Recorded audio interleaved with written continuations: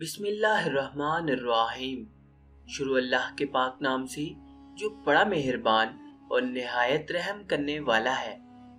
سرور انبیاء علیہ الصلوۃ والسلام کے پیارے غلاموں، السلام علیکم۔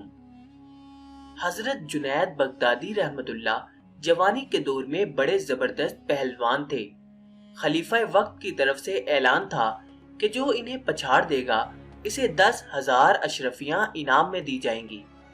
بڑے بڑے نامی گرامی پہلوان اپنی قسمت آزمائی کے لیے آئے اور اپنا سامنا لے کر واپس گئے۔ ایک روز ایک دبلے پتلے شخص نے دربار میں آ کر اعلان کیا کہ وہ حضرت جنید رحمت اللہ سے کشتی لڑنا چاہتا ہے۔ لوگوں نے سمجھایا کہ کیوں اپنی جان کا دشمن ہوا ہے، لیکن وہ اپنی بات پر اڑا رہا۔ کشتی کا انتظام کیا گیا۔ حضرت جنید بغدادی رحمت اللہ ہاتھ ملانے کے لیے آگے بڑھے تو اس شخص نے حضرت کے کان میں کوئی بات کہی۔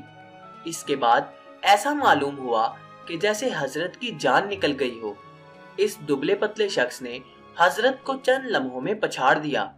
خلیفہ نے اس شخص کو اعلان کے مطابق 10,000 اشرفیاں دی، اور جب وہ چلا گیا تو حضرت جنید رحمت اللہ سے شکست کا سبب پوچھا۔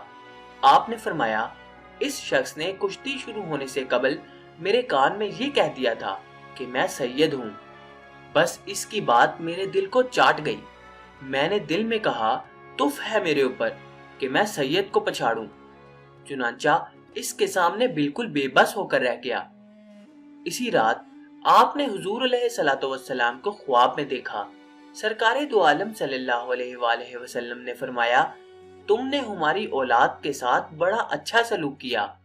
اس ایک واقعے کے بعد آپ کی زندگی بدلتی چلی گئی، یہاں تک کہ عشق الہی میں بالکل ڈوب گئے۔ جزاک اللہ۔